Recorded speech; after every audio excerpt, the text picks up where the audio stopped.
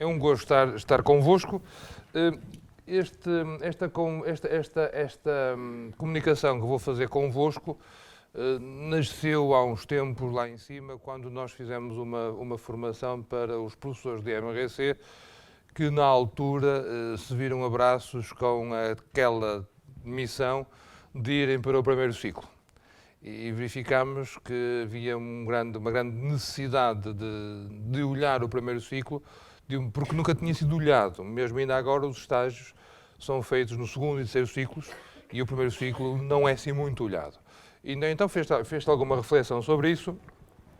E agora, quando me mandaram vir cá abaixo falar sobre estas questões, eu peguei no que já se tinha feito e pensei, como é que eu vou, em 40, 50 minutos, falar com pessoas que têm experiência, coisa que eu não tenho, eu nunca lecionei MRC.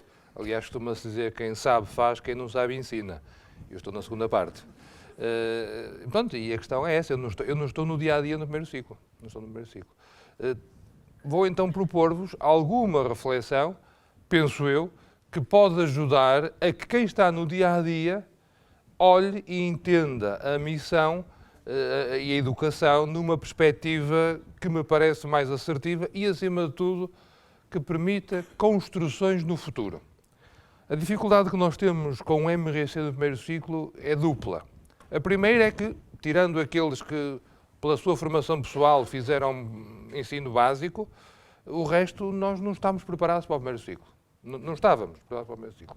Segundo, a experiência que a criança tiver no primeiro ciclo da MRC vai condicionar a sua frequência ou não no futuro, nos outros ciclos, se frequenta ou não a aula de Educação Moral e Religião Católica, e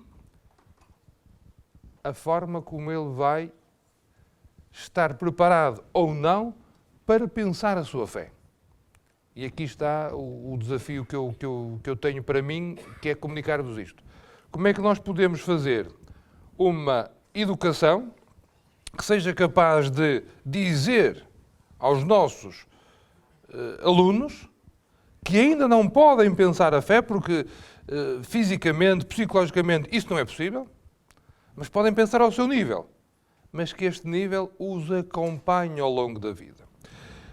Acresce ainda que a educação moral e religião católica não é um apêndice. A bocado o Dom José falava noutros países, e é interessante a gente olhar como é que é a educação religiosa ou a educação da religião nos outros países da Europa.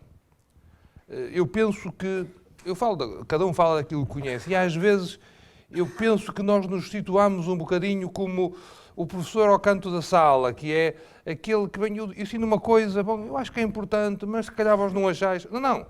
Nós só ensinamos a matéria que vai dar sentido à vida aos nossos alunos. Ponto. Nós só os preparamos de uma forma integral para terem uma vida com sentido. Se isto é pouco, não sei o que é muito. Estão-me a fazer entender, não estou? Daí que eu penso a educação moral e religiosa no contexto da escola pública e do ensino básico como algo fundamental. Algo fundamental. Não ajudar a pessoa a desenvolver a sua dimensão espiritual e religiosa é mutilá-la numa dimensão fundamental da sua vida.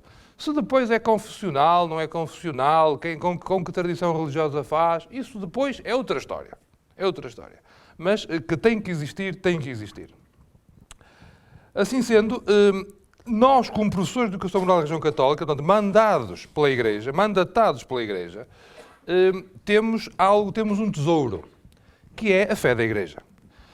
E a fé da Igreja, e a Igreja está... E agora temos que nos portar bem, porque entretanto chegou o Sr. Dom Nuno, seja bem-vindo. Eu fiz de propósito para ele ficar corado e tal. Nós temos um tesouro para mostrar aos nossos alunos, que é o tesouro da fé da Igreja. E o que eu penso que um professor tem que ser é, e chamo-lhe isto num outro slide mais à frente, um hermeneuta da experiência religiosa. Tu fazes a experiência, tu tens essa experiência, e eu agora vou-te ajudar a explicar e a perceber aquilo que tu estás a viver. Um bocadinho como a vocação de Samuel, estás a ver? Ele chama, mas o que é que se passa? Foi preciso que, olha, quando ouvires isso, responde, fala, Senhor, que sempre escuta. O que está a acontecer é isto. A experiência religiosa está a acontecer na vida de cada aluno. Podem não ter linguagem nem pressupostos para compreender e pensá-la. Estamos nós aqui para ajudar isso. Claro que nesta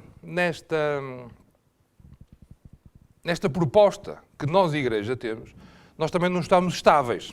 Nós estamos a passar uma revolução muito grande dentro da comunidade eclesial. Nós estamos a passar de uma ortodoxia, do pensar a fé dentro daquilo que é correto, não é correto, de uma ontologia estável. Isto agora mantém-se, mas numa outra perspectiva. É uma dimensão mais existencial. Já não é apenas uma ortodoxia estável, é sobretudo uma questão de estilo. Ou seja, há uma série de realidades, há uma série de vertentes que fazem com que nós tenhamos uma identidade cristã e essa identidade permite diversas concretizações. Aqui em Lisboa, leio, por exemplo, os textos do professor Domingos Terra, O Sentido da Fé, por exemplo, em que ele nos apresenta isto, aliás, tem a ver com a sua tese de doutoramento, né? Tornar-se cristão hoje, em que ele nos diz que a ortodoxia, a identidade da fé, é esta, exatamente, mas permite alguma flexibilidade. E aqui implica a questão do discernimento. O que para nós, educadores da fé, é terrível, em termos desafiante. Porque quando a gente dizia é assim e não é assim, isto era fácil. Agora, educar para um estilo que para além da ortodoxia tem que se ter presente a ortopraxis, isso é altamente desafiante. E então temos que perceber que neste diálogo com a cultura, neste diálogo com o mundo, o que está diante de nós é um ser humano. Um ser humano que é mais homem e mulher na medida em que tem Cristo na sua vida. Cristo e o evento Cristo na nossa vida não nos mutila nem nos amesquinha, liberta-nos e planifica-nos. Pelo que a relação com Jesus Cristo tem que ser uma relação que permita estarmos conectados com Cristo. Desculpem lá usar uma expressão do âmbito da comunicação, mas vou usar uma metáfora que creio que ilustra aquilo que eu quero dizer. Quando nós queremos comunicar com alguém, temos que usar os mesmos protocolos.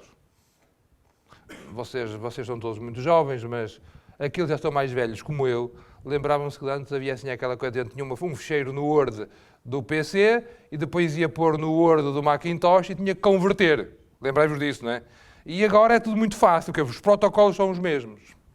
Eu penso que nós, na fé, ainda estamos nesta coisa de estamos no ambiente eclesial, temos uma coisa, depois temos que converter para o ambiente laico, chamemos assim, e as coisas laicas temos que as converter para o ambiente eclesial. E eu penso que temos que superar isto.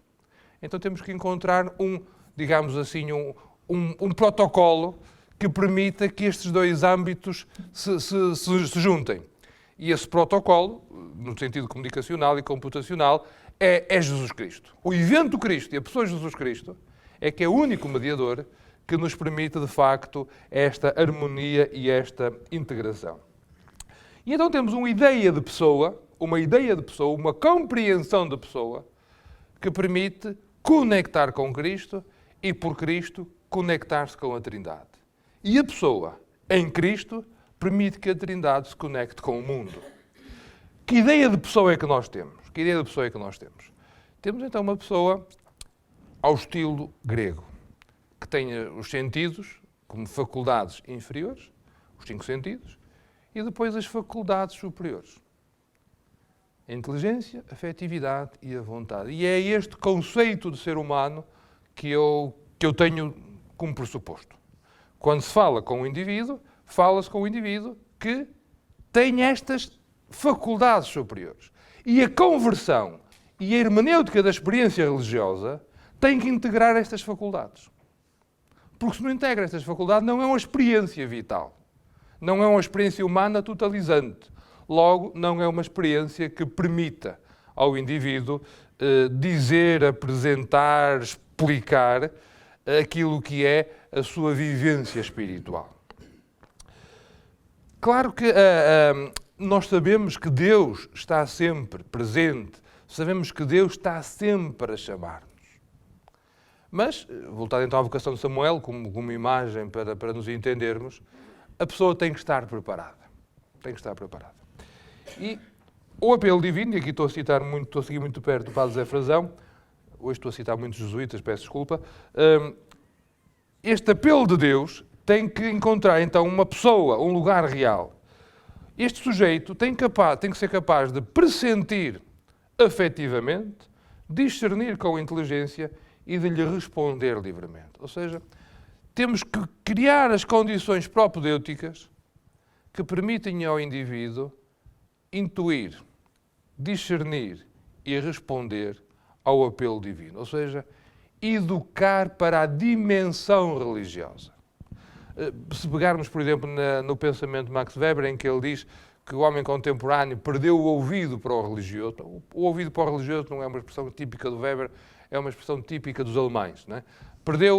Perdeu esta, na nossa língua seria qualquer coisa, o homem contemporâneo descuidou a dimensão religiosa. De facto é verdade. De facto é verdade. E nós temos duas coisas. Ou consideramos que é importante para o indivíduo e então apresentamos-lhe a dimensão espiritual e depois religiosa, ou então consideramos que não é importante e nós, pessoalmente, consideramos que é importante. Por isso não estamos a lutar contra a corrente para afirmar uma determinada crença ou uma determinada igreja, estamos a lutar contra a corrente para defender a integralidade e o valor da pessoa humana na sua plenitude. O anunciar Deus, o propor um desenvolvimento espiritual, o apresentar Cristo como experiência de fé aos nossos alunos, não é, digamos assim, fazer proselitismo. É dar-lhe o tesouro que nós temos, olha um bocado como o Pedro. Não tenho prata nem ouro, mas tenho o que tenho. Em nome do Senhor, levanta-te e anda. Quer dizer, a nossa riqueza é isto. E queremos mostrá-la, queremos apresentá-la. Claro, quando se fala em espiritualidade e desenvolvimento espiritual, é uma espiritualidade não desencarnada. Aliás, o Papa, na altura, o prefeito para a Congregação de Teus da Fé, Josef Ratzinger, numa conferência que fez aos bispos da Ásia, porque lá tem muito aquela questão da enculturação, não é? Ele diz qualquer coisa do género, não existe a fé quimicamente pura. Eu não encontro a fé ali perfeitinha, assim, perfeitinha no sentido de que isto é só fé. Não, a fé existe inculturada, existe encarnada numa determinada cultura. Mesmo depois ele distingue o que é cultura cristã como metacultura e depois as culturas típicas de cada território e de cada ambiente, em que nós percebemos que o Evangelho, a opção por Cristo, gera cultura na carne das nossas vidas. Portanto, a dimensão espiritual vive-se na carne. Esta coisa de imaginarmos a vida religiosa como uma coisa idílica, num mosteiro não sei onde, que vivo no meu domingo na liturgia da minha paróquia apenas, isto é terrível. Isto é separar Cristo. É separar é negar que Cristo é verdadeiro homem e verdadeiro Deus. É dissecar as dimensões da vida religiosa. Isto, para nós católicos, é negar a nossa identidade. Portanto, a dimensão espiritual tem que ser uma dimensão que vive no nosso corpo, em que, ao vivermos a dimensão espiritual, nós humanizamos-nos. E humanizamos-nos em plenitude. Vou usar uma outra metáfora das informáticas. É como se nós fôssemos o hardware, não é? A quinquilharia, a máquina, que só funciona bem e só tira o seu potencial quando tem um bom software. E o software é a experiência de Deus. É a experiência de Deus em nós que nos planifica, que faz com que nós sejamos mais e vivamos mais e melhor. Por isso a nossa experiência religiosa é sempre cristocêntrica. E tenho aqui duas imagens que gostava que fosse o ícone visual que sintetiza a nossa intervenção. Temos do vosso lado esquerdo o homem vitruviano, portanto, do Vitrúvio, que depois Leonardo da Vinci, com o Renascimento, o homem perfeito, o homem nas proporções perfeitas, que se devia desenvolver o mais possível, o homem como centro do mundo, o homem que com a sua razão é capaz de conhecer, e daqui deriva a modernidade, é capaz de conhecer, de dominar e de... Ok, tudo isso, mas o nosso homem e o homem modelo é Cristo e Cristo na cruz. Ao estilo de Paulo. Eu não tenho esse, senão Cristo e Cristo crucificado. Quando digo Cristo crucificado, é o Cristo que é o evento Cristo, não é? Cristo que sofreu, morreu e ressuscitou. Portanto, nós olhamos para o Cristo crucificado e dizemos, mentira, ele já não está ali, ele ressuscitou. Não é? Mas está ali para nos recordar o amor que tem por cada um de nós. Portanto, quando eu falo do ser humano e o desenvolvimento do ser humano, tenho sempre detrás de mim, ou como pressuposto, a imagem de que, um bocado como há um bocado víamos na Gaudium et Spes, que o ser humano só atinge a sua plenitude quando se deixa comparar e ampliar por Jesus Cristo. Ampliar por Jesus Cristo. E então, já começamos então a ver que temos então as 5 dimensões da pessoa humana, que detrás deste gráfico de dispersão podemos sobrepor a imagem do homem vitruviano, não é? Então temos os 2 pés, no qual o ser humano se apoia, que é a sua dimensão física e a sua dimensão espiritual. O ser humano, como ser humano, é físico e espiritual. Ponto. Aqui podíamos pegar um bocadito na escola da Gestalt e no pentagrama de Ginzel, que é um bocado o desenvolvimento na área da psicanálise e da pedagogia, disto que eu vos estou agora a dizer. Portanto, a base é, nós somos seres físicos e espirituais. A espiritualidade e a dimensão espiritual do ser humano não é um acrescento. Não é um acrescento, faz parte da pessoa humana. E é nestas duas que nós nos apoiamos. E depois temos, no braço esquerdo, a dimensão afetiva, no braço direito, a dimensão volitiva, e em cima, a cabeça, está-se mesmo a ver, não é? É a inteligência. Na nossa educação, ao pensarmos em educação, nós se calhar, e aqui vemos a linha A, se calhar puxámos muito a inteligência, procurámos muito o desenvolvimento físico, os outros, quer a afetividade, quer a vontade, a espiritualidade, estão assim mais encolhidos, não é? Não são muito cuidados, O meu objetivo era que a gente pegasse e fosse caminhando do B para o C, que é, não interessa que seja muito desenvolvido, interessa que seja harmonioso. E na medida em que ele cresce harmoniosamente, ele vai crescendo na possibilidade de fazer, compreender e dizer a sua experiência religiosa. Fazer, compreender e dizer, que são as 3 dimensões importantes no contexto educativo. Para que isto seja possível, então temos que arranjar aqui uns eixos que nos permitam compreender. E aqui eu tenho que fazer um parêntese, que eu sei que cada um de vós gostava que eu explicasse como é que se faz com o Manuel. Aquele que está no 7º C, peço desculpa, no 3º C, que tem uma questão muito concreta, mas eu não conheço o Manuel. Vocês a conhecem. Eu reflito convosco e diante de vós de umas coisas que pode dar para o Manuel, para a Maria, para o António, para o Zé, e que, acima de tudo, conecta também com a minha própria experiência. Porque o grande tesouro que nós temos é a fé da Igreja. O canal para entregar esse tesouro aos nossos alunos é a nossa capacidade de lhes mostrar e de lhes dizer aquilo que nós estamos a desenvolver. Claro que, quando estamos então a fazer um desenvolvimento da criança e a propor-lhe o desenvolvimento, eu tenho então aqui estes 4 eixos. O desenvolvimento físico, que é fácil à partida. O desenvolvimento espiritual, ou da dimensão espiritual, aqui eu vou seguir um bocado o folder, ele era protestante, mas ajuda-nos a compreender estas coisas. O desenvolvimento cognitivo, o Piaget, que é muito importante, porque toda a gente estuda desde logo, mas ele foi estruturalista, portanto, criou aquela questão dos estádios, e isso ajuda-nos a pensar. Depois o desenvolvimento moral e termino, no fim, pelo desenvolvimento afetivo. E penso, e é o meu ponto, que é no desenvolvimento afetivo que nós podemos fazer a diferença. O desenvolvimento físico, sabemos como é que se faz, é pôr os miúdos a mexer-se, alimentação, motoricidade e tudo mais.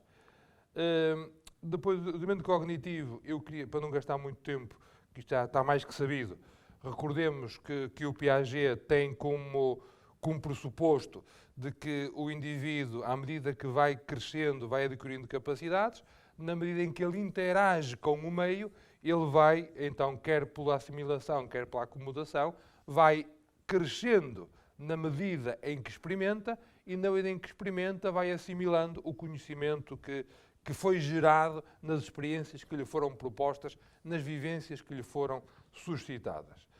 E então vai-se adaptando aos diversos problemas que lhe vão sendo colocados.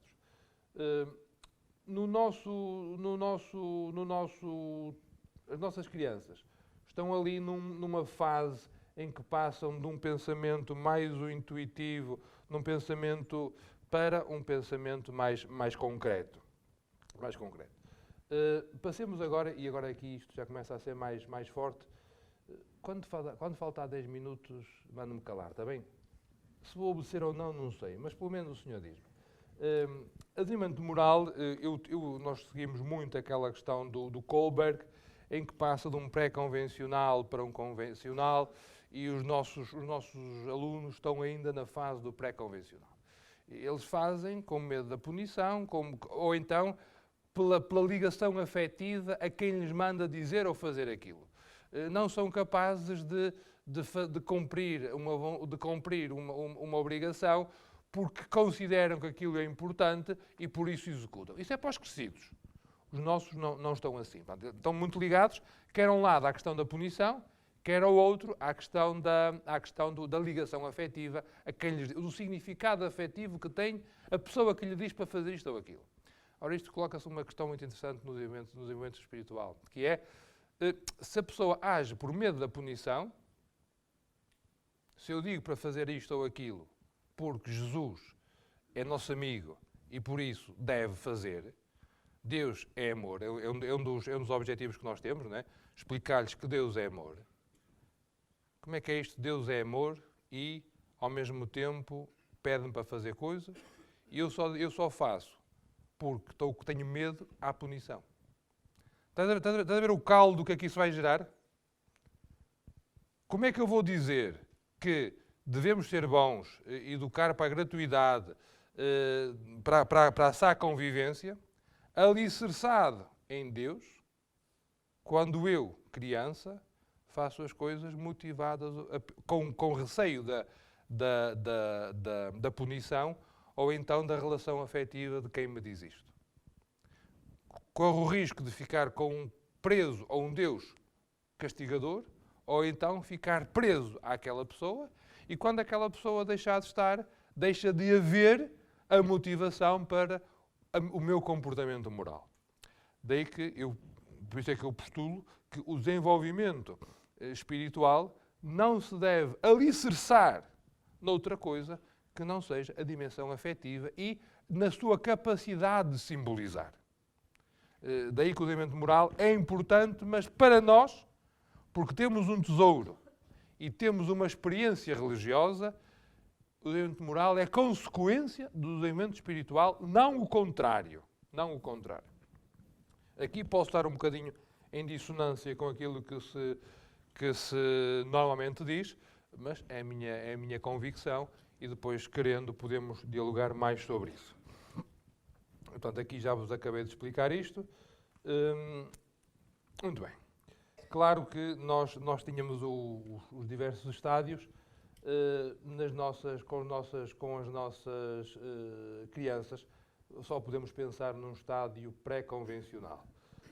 Interessante que o PowerPoint está a comer letras. Não faz mal.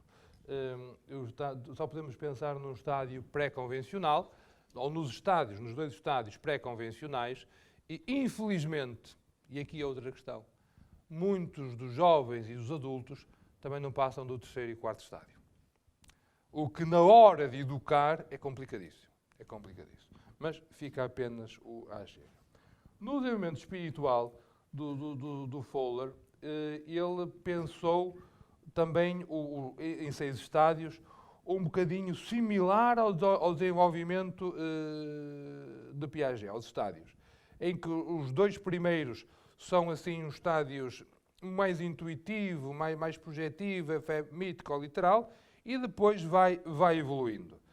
Vamos olhar apenas àqueles que estão nas faixas etárias nas quais nós nos situamos, Piaget, Kohlberg e agora Fowler, em que percebemos que a criança é fortemente identificada pelos exemplos, pelos estados de espíritos, pelas ações de história visíveis dos adultos com quem se relaciona primariamente, ou seja, aquelas com quem tem uma relação significativa, afetivamente falando.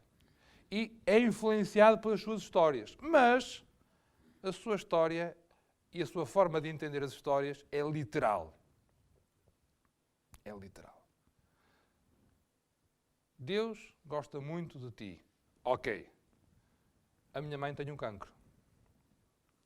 Como é que Deus gosta muito de mim? Deus gosta muito de nós. Deus é amor. Deus pode tudo e a minha mãe tem um cancro.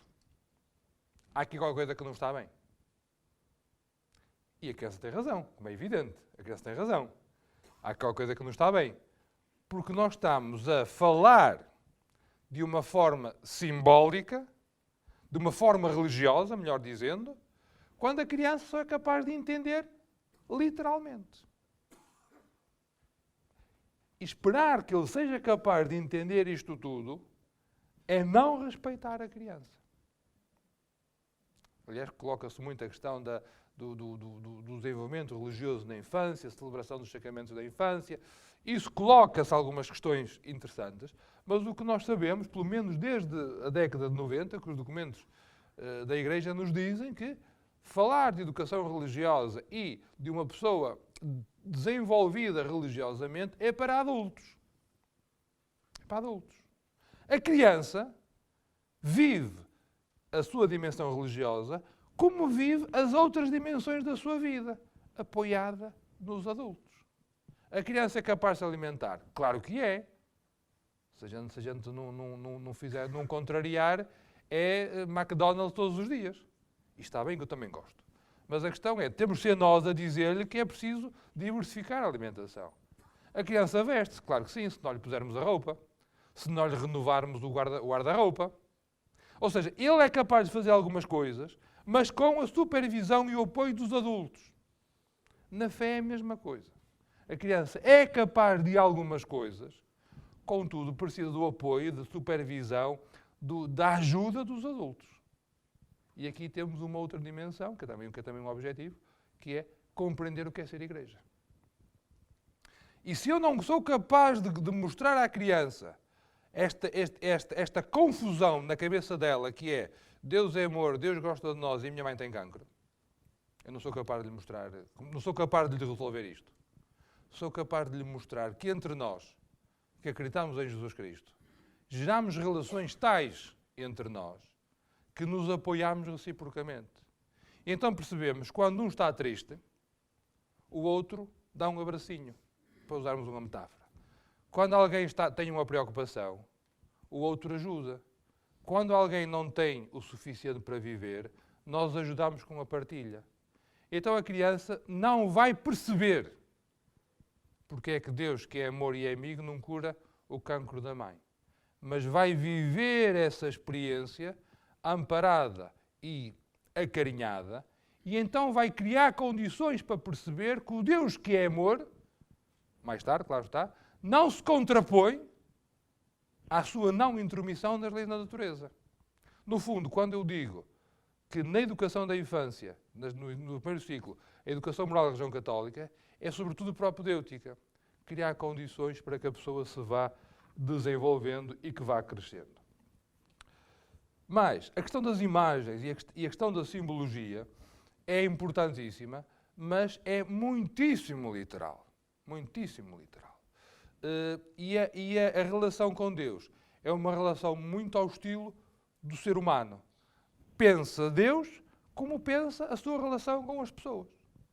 Com as outras pessoas, claro está, com as pessoas humanas.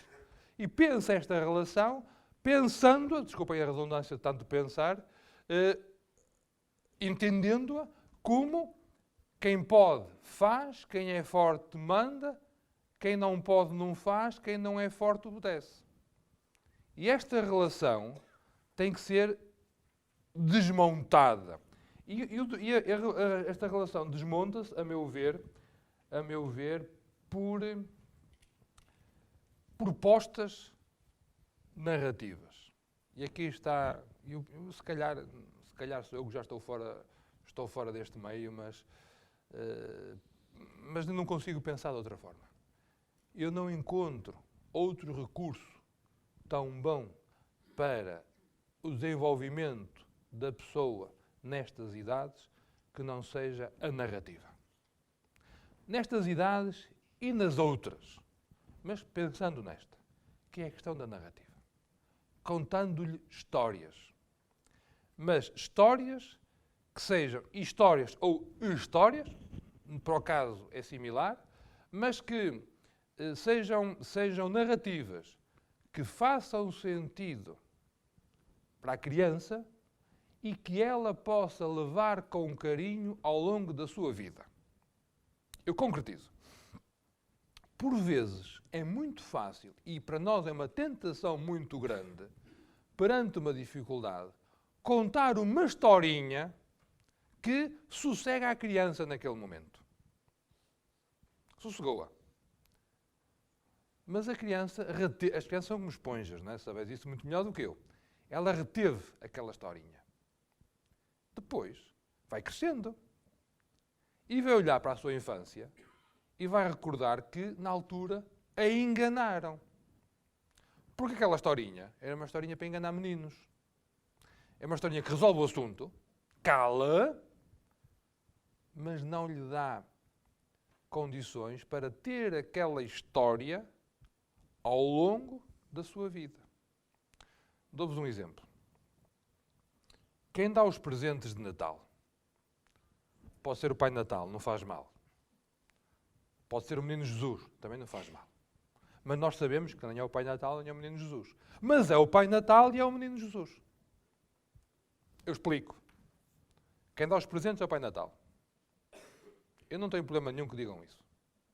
Depois eu vou explicar que o Pai Natal é um senhor que se chama São Nicolau. Que por acaso até era um senhor que tinha uma grande preocupação em cuidar daquelas pessoas que não tinham mínimo para viver. Que até procurava que as meninas tivessem o dote para casar. Partilhava o dinheiro com elas. Para que elas pudessem casar. Dava presentes aos meninos pobres. Por isso eu imito São Nicolau na medida em que dou presentes às pessoas que gosto. Isto faz sentido.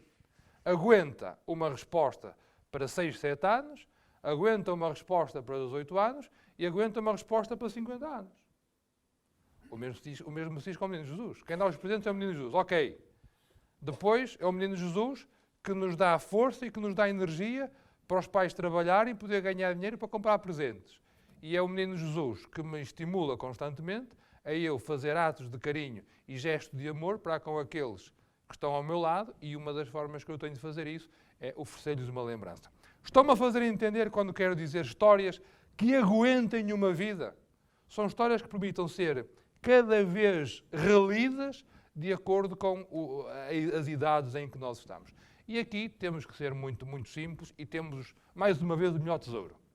Nós temos a Escritura, a Sagrada Escritura, a Bíblia, que já tem imensas histórias, que nós, em bom rigor, não tínhamos que inventar. Tínhamos, se calhar, que pegar nessas narrativas e dizê-las, contá-las ao estilo do nosso interlocutor. E vamos agora à fase final destes eixos, que é o desenvolvimento afetivo. Para isso, eu vou seguir este Henri Waldman, que ele é contemporâneo de Piaget, mas tem bastantes divergências com ele. Em que ele diz, basicamente, isto. A educação é integrar o indivíduo no meio, no ambiente no qual ele está. Logo, o foco da integração entre organismo, o meio e as dimensões cognitivas, afetivas e motoras da pessoa. Ou seja, a educação é integrar isto tudo. Educar é ajudar a pessoa a integrar aqueles 5 pontinhos, que há pouco vimos, né? As 5 extremidades, aquele pentagrama. Essa integração faz-se, sobretudo, através da mobilização das emoções, através da afetividade. E a vida psíquica é, então, resultante do encontro entre a vida orgânica com o meio social. Educar ajudando a pessoa a perceber e a relacionar o seu isolamento físico, o seu isolamento orgânico, com o meio no qual ele se insere. E, mais uma vez, à exaustão. Não temos que ter medo de o afirmar que a dimensão espiritual, que para nós é percebida, sistematizada e vivida num contexto de tradição católica, é uma parte constitutiva da nossa dimensão social. Ponto. Por muito que se queira empurrar, e muita da opinião publicada procura empurrar a dimensão espiritual para o âmbito do privado, a dimensão espiritual é uma dimensão constitutiva da pessoa na sua dimensão social. Ponto.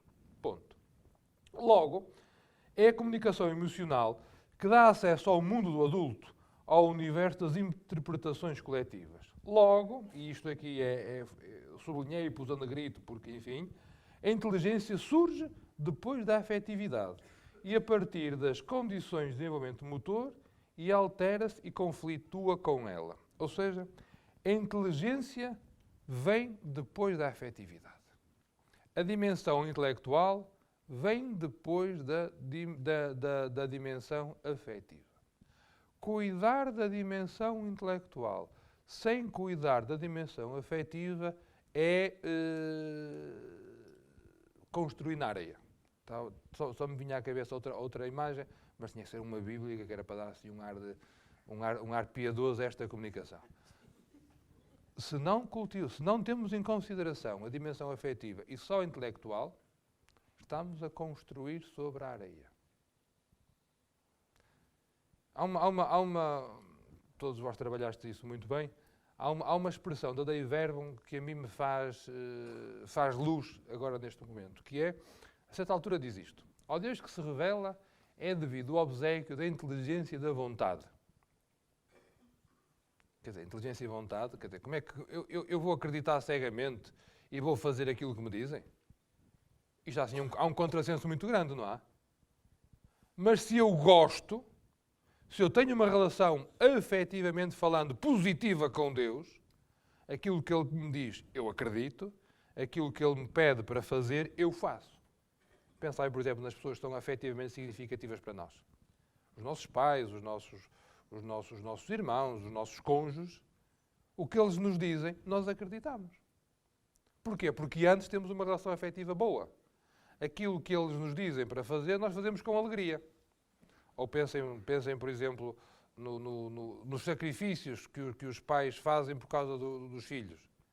E dizem que não custa. Porquê? Porque há uma relação afetiva boa. Com isto penso que justifiquei a afirmação, que é a dimensão afetiva é a base, é o pressuposto necessário para nós depois podermos falar do resto.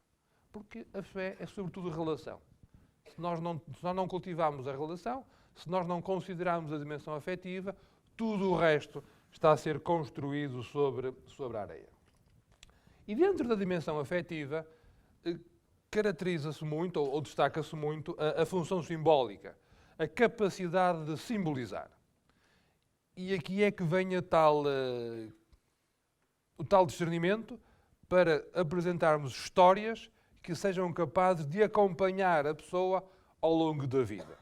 A função simbólica, sabemos, distinguir entre símbolo e sinal, vamos ver, só um parêntese. Um sinal é aquilo que nós convencionamos, não é? Convencionamos que quando aparecer, sei lá, um círculo azul com uma seta branca, só podemos ir em frente, não podemos virar de lado. Convencionamos que era assim. Por isso, quando nós vamos tirar a habilitação legal para conduzir, a primeira coisa que nos põe a fazer é aprender código. que é os sinais e as regras. E os sinais são convencionais. Imaginai que mudava-se por decreto-lei, quando aparecer um sinal vermelho, uma roda azul com uma seta branca, em vez de ser obrigatório seguir em frente, temos que passar para a velocidade seguinte. Custava-nos mudar, mas mudávamos, convencionou-se. O símbolo é outra coisa. O símbolo tem também o objeto, portanto, o significante, e tem depois o significado. Contudo, o significante e o significado estão unidos, têm algo que se relaciona. E o símbolo é aquilo que nos permite passar do material para o imaterial. É pelo pensamento simbólico que nós somos capazes de passar do aqui para o transcendental. É pelo pensamento simbólico que nós somos capazes de pensar o facto religioso. É pelo pensamento simbólico que nós somos capazes de pensar a fé e de dizer as coisas que estão para além da nossa materialidade. Daí que a minha linguagem da fé é a linguagem poética. E como é que se educa para esta função simbólica? Através da narrativa, em que eu vou pegando no significante, nos objetos, e vou dizendo e propondo significados que transcendem a sua materialidade. O exemplo mais acabado que eu conheço, que eu gostava de vos apresentar, é, por exemplo, a oração da bênção da água do batismo. Quando forem a um batismo, a próxima vez, e que a água não esteja benzida, estejam atentos àquilo que o celebrante faz da bênção da água. Em que ele, perante a água, que é o significante, ele apresenta uma série de significados que a água tem. É vida, é morte, é passar. E diz como? Narrando partes da história da salvação onde a água aparece.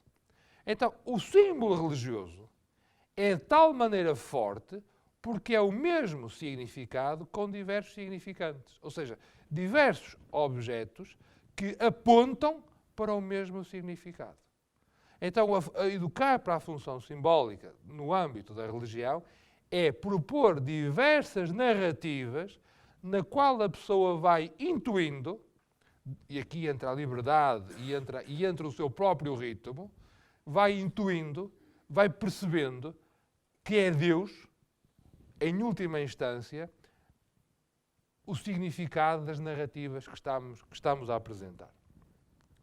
Então, para sintetizar, a função simbólica, então, é a aptidão específica de cada um de nós que se refere ao poder de encontrar para um objeto a sua representação e para esta representação um sinal. Ou seja, eu afetivamente estou ligado àquela narrativa e aquela narrativa é condensada num sinal. Os que sois casados, pensai, por exemplo, na vossa aliança. Quando olhais para aquele anel, lembrais a pessoa que amais, claro. Lembrais o dia do casamento. Se calhar até vos lembrais o padrinho ou quem foi que vos ofereceu. Ou até vos lembrais, se calhar, o sacrifício que tiveste de fazer para comprar aquela aliança. Ou seja, é um objeto que sintetiza toda uma narrativa. E na educação da fé, isto é importante. Porque quando a gente olha para uma cruz, quando a gente olha para uma pomba, não está a olhar para um objeto.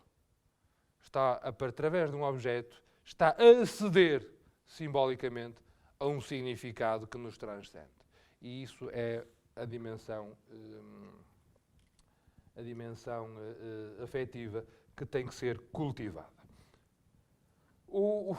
Em termos no desenvolvimento afetivo, articulam-se 3 leis. A lei da alternância, a lei da preponderância e, por último, a integração funcional. A lei da alternância é simples, que é, ao longo do desenvolvimento do indivíduo, ora predomina a dimensão afetiva, ora predomina a dimensão cognitiva.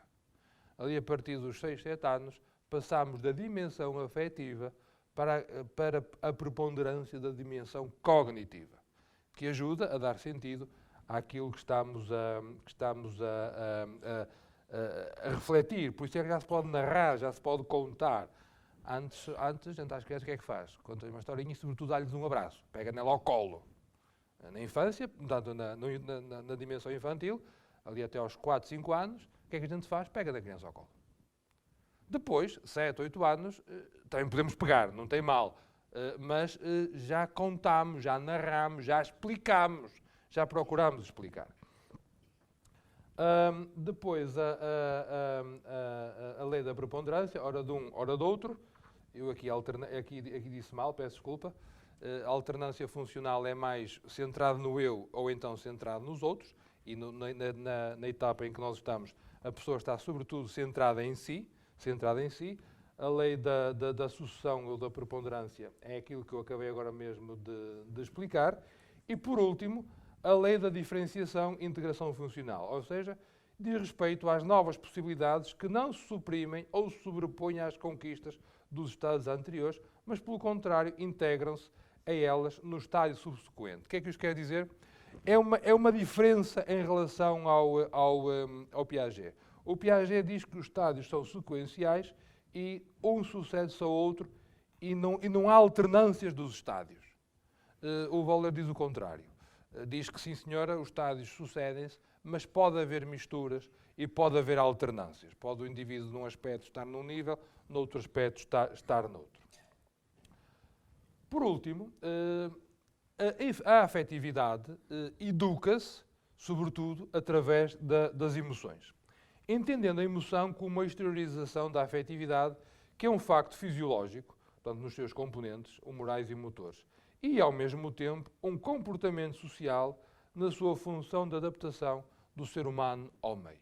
Eu percebo, eu sou capaz de ler o desenvolvimento afetivo que uma pessoa tem vendo as suas emoções e vendo como ele expressa as suas emoções. E sou capaz de o ajudar a desenvolver a sua dimensão afetiva, possibilitando-lhe, criando condições para que ele expresse as suas emoções. Isto é fácil, é claro. Claro está que a afetividade, então, corresponde à energia que mobiliza um ser em direção ao ato. Eu, pela afetividade, gosto, faço, mobilizo-me para. Por isso é que eu dizia que a nossa vida religiosa ou espiritual, e educar para a vida religiosa, para a vida espiritual, mais do que a educação moral, é importante a educação afetiva. Porque a educação moral, e já percebemos quais são as motivações para o agir moral nestas idades, são muito externas, não é? São pré-convencionais. Ao passo que na dimensão afetiva é aquela energia que faz com que a pessoa se mobilize para uma determinada coisa. Enquanto que então a inteligência corresponde ao poder de estruturante que modela a pessoa a partir de esquemas disponíveis naquele momento. Não é fazer por fazer, mas é fazer, mobilizar-se para, sabendo dar respostas ou dar razões daquilo que a pessoa faz. Faz assim porque gosta. E isto é bom porque. Estamos a ver o raciocínio? Faço porque gosto, e aprendi a gostar, aprendi a ter afeto mas isto é bom. E é bom porquê? E digo as razões. E aqui teríamos mais uma vez a Escritura a iluminar-nos, com aquele desafio de Pedro: sabei dar razões da vossa esperança a quem vos pedir, com mansidão e respeito. Eu só sou capaz de ser manso e respeituoso se afetivamente estiver equilibrado. Aliás, muito deste conflito, destas quesílias religiosas, vem precisamente de não estarmos devidamente harmonizados nas nossas faculdades, ou, se quisermos, naqueles 5 eixos que há pouco vos apresentei.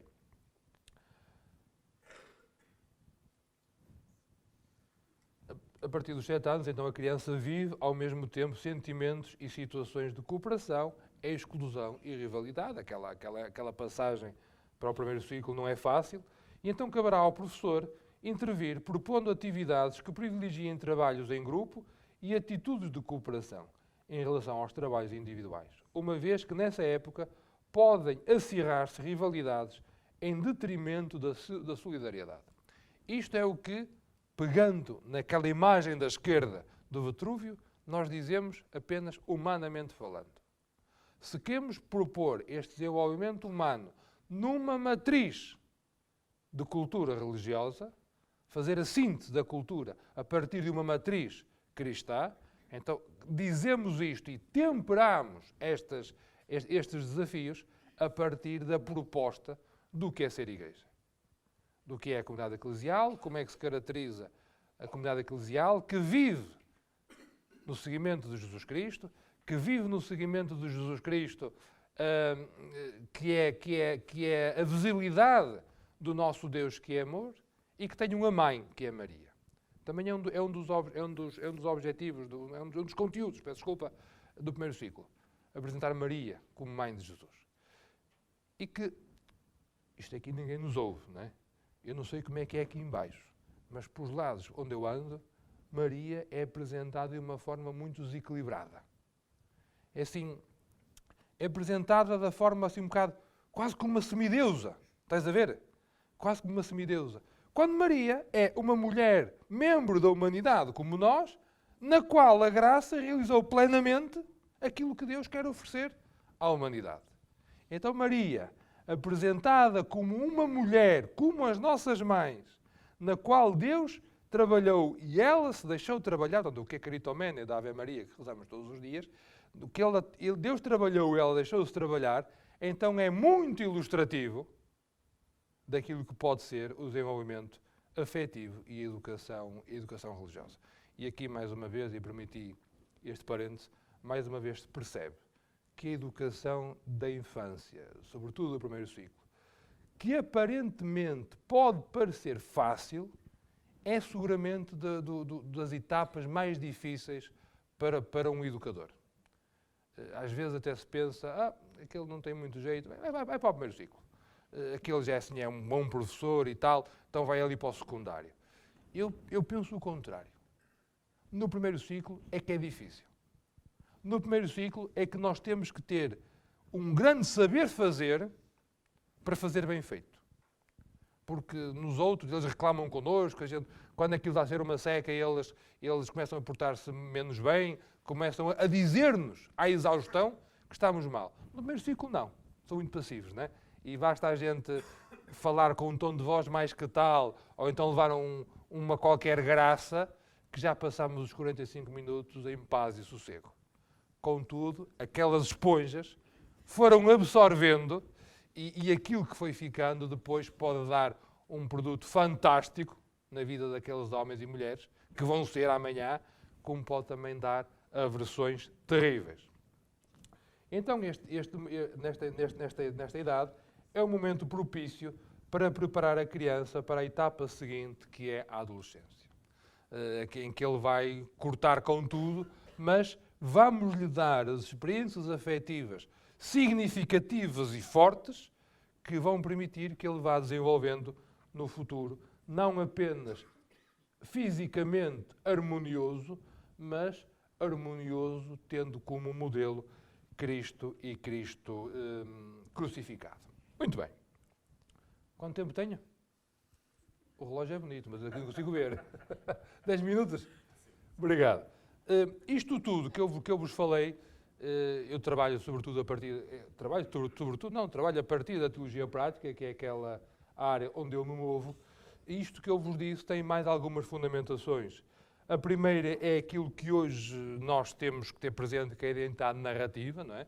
A minha identidade não vem daquilo que eu sei, vem do adequar a narração da minha vida à narração da história de Deus, e na medida em que as duas narrativas se intercruzam, eu tenho uma identidade crente, é daqui que vem a nossa identidade crente, e eu torno-me crente na medida em que me narram a história de Deus, e essa história de Deus, a certa altura, é a minha história, e quando é a minha história e eu narro a minha história como uma história de Deus em mim, a minha história é uma história crente.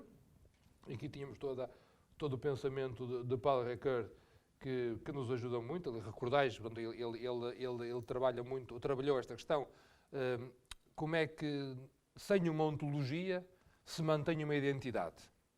E ele responde com a questão das narrativas, em que o personagem é ele, ao longo das diversas narrativas, porque se mantém uma identidade pessoal. Isto assim, mais que telegraficamente. Só que a identidade que nos interessa, então, é uma identidade eclesial. E agora vamos passar 3 slides onde eu queria sublinhar 3 palavras em cada um deles. 3, é fácil. A identidade da Igreja, diz-nos a Dei Verbum 8, é o seguinte: o que foi transmitido pelos apóstolos, portanto, a tal fé, abrange tudo quanto contribui para a vida santa do povo de Deus e para o aumento da sua fé. Assim, a Igreja, na sua doutrina, vida e culto, perpetua e transmite a todas as gerações tudo aquilo que é e tudo quanto acredita. Ou seja, a Igreja diz-se, a Igreja mostra quem é, quando professa a doutrina, quando vive a vida cristã e quando presta o culto cristão. Doutrina, vida e culto. Diz a Rica não é uma senhora com muito dinheiro, é ritual de iniciação cristã de adultos. Diz que depois de ser batizado, o adulto, a comunidade, juntamente com os recém-batizados, os neófitos, aprofunda mais os mistérios pascais. Procura traduzi-lo cada vez mais na vida pela meditação do Evangelho, pela participação da Eucaristia e pelo exercício da caridade. Se a Igreja se diz na doutrina, vida e culto, o indivíduo percebe aquilo que a Igreja é pela meditação do Evangelho, doutrina, pela participação na Eucaristia, culto, e pelo exercício da caridade, vida cristã. Logo, se eu quero dar testemunho desse mesmo Deus que me habita, se eu quero, agora citando um bocado a Escritura, se eu quero falar como se visse o invisível, tornámos-nos testemunhas, isto diz o Bento XVI no Sacramento do Caritatis, tornámos-nos testemunhas quando, através das nossas ações, palavras e modos de ser, é outro, e o outro aqui está com maiúscula, porque está mesmo com maiúscula, é Deus, é o outro que aparece e se comunica. Pode-se afirmar-se que o testemunho é o meio pelo qual a verdade do amor de Deus alcança o homem na história, convidando a conhecer livremente esta novidade radical. Ou seja, eu só adiro livremente ao amor de Deus na medida em que esse Deus me é apresentado, me é narrado. E tem que me ser narrado ao estilo de Deus. E Deus dá-se a conhecer por palavras e por obras intimamente unidos ao jeito humano. Logo, tem que ser capaz de tocar a minha inteligência, a minha afetividade e a minha vontade. Logo, se eu quero narrar Deus, tenho que dizer a Igreja como ela se diz, tenho que mostrar como é que os cristãos fazem essa experiência de encontro com Deus e tenho que o dizer ao estilo cristão, através das ações, das palavras e modos de ser, que é a questão do testemunho como uma mediação eclesial que mostra Deus por excelência. E aqui estou a ser muito telegráfico. Isto implica, então, que um cristão seja uma pessoa de fé, de esperança e caridade, como sabemos isso muitíssimo bem. Vamos agora sistematizar. Temos aqui do vosso lado esquerdo a questão das faculdades do ser humano, o ser humano, da sua inteligência, da sua afetividade e da sua vontade, ao qual nós queremos apresentar Cristo. Cristo que também tem a sua tríplice missão como sacerdote, profeta e rei. Eu alterei a ordem que habitualmente costumamos dizer, que é para a coisa casar, não é? Então eu educo a inteligência na medida em que coloco a pessoa em contacto com a dimensão profética de Jesus Cristo, com a sua palavra. Por isso, eu Dei Verbum doutrina, ritual de São Cristão de Adultos, meditação do Evangelho, sacramento do Caritatis, as palavras que digo. Eu educo a vontade na medida em que coloco a pessoa em contacto com a dimensão real de Jesus Cristo, ou seja, uma opção pelo reino. Como? Vivendo a caridade, participando na caridade, vivendo a vida da Igreja, que não é outra coisa que vida de amor, e é o meu modo de ser como cristão.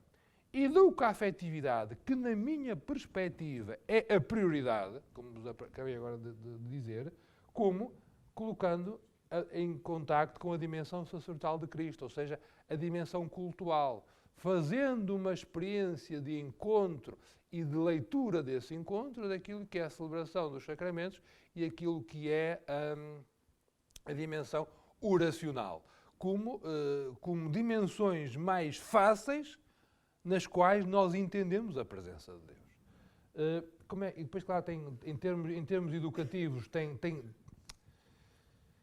tem dificuldades para o MRC, porque a afetividade, nós trabalhamos muito o ensino e é-nos fácil educar a inteligência. É onde nós estamos treinados. É onde o ambiente onde nós estamos nos facilita. Claro que depois já se pede que a escola pública forme cidadãos, então já mais do que ensino, procura-se a educação. Mas não é fácil, não é fácil. E por mais que a gente fale no ambiente de escola, trazer o ambiente envolvente da escola para a escola e por aí adiante, isto não é fácil. E nós, como escola, não temos capacidade, nem se pede, que nós façamos a iniciação. Mas é só por via da iniciação que nós somos capazes de educar a dimensão afetiva. Logo, nós não educamos a dimensão afetiva, mas reconhecemos, recordamos, sublinhamos a dimensão afetiva que a pessoa tem. E quando ela tem a dimensão afetiva minimamente desenvolvida em contacto com Cristo, então é capaz de ter esperança e a esperança é fundamentada, é alimentada, quer nas ações cultuais, quer na dimensão oracional. Só para concluir, este é um esquema que não vai dar para ser, já comecei, agora acabo. Nós estamos muito habituados a trabalhar aqui assim. Aqui, trabalha a paróquia, que é a catequese, não é? Ensinamos as palavras, os gestos de Jesus, a vida em Cristo, as orações, e temos ali um vidrinho, uma linha, que eu diria que é uma redoma de vidro. A pessoa está em ambiente controlado. E depois temos aqui a parte do ensino, onde fazemos uma relação com a vida concreta. O importante seria, e aqui é que é o desafio da hermenêutica, é eu fazer esta ligação em contacto, em lendo, conectando aquilo que é o ensino com a sua autonomia, com os seus objetivos próprios, mas que tenha também convergências com aquilo que é a experiência cristã daqueles que são cristãos nas suas comunidades. E as conexões que eu vos propus são capazes de o fazer. Porque se o fizerem, nós então somos capazes de promover a enculturação. Isto não está a ver. Eu estou aqui a apontar, mas aí não se vê. Peço desculpa. Eu aqui a pensar que estava a fazer e nada. No canto inferior direito, tem ali um triângulozinho que é a enculturação, depois tem 3 retângulos. Inteligência, afetividade e vontade. Eu só gero cultura cristã na medida em que estas 3 faculdades estão harmonizadas. Eu pus um triângulo, não foi por acaso. É um equilíbrio muito difícil. Se eu desenvolvo um retângulo e os outros não estão harmonizados, aquilo não se equilibra e cai. E eu estou convencido, e com isto termino, que muito do abandono que acontece na prática cristã, na adolescência e na juventude, vem deste desconforto. A pessoa não está harmonizada, pode ter uma cabeça muito grande, muita inteligência, se calhar ter muita vontade, mas depois aquilo desequilibra, e quando a pessoa está desequilibrada, vai para um sítio onde se sinta mais equilibrado, ainda que seja um sítio inferior. E então abandona a prática e o querer conhecer mais e saber estas coisas. Desculpem pelo tempo e obrigado.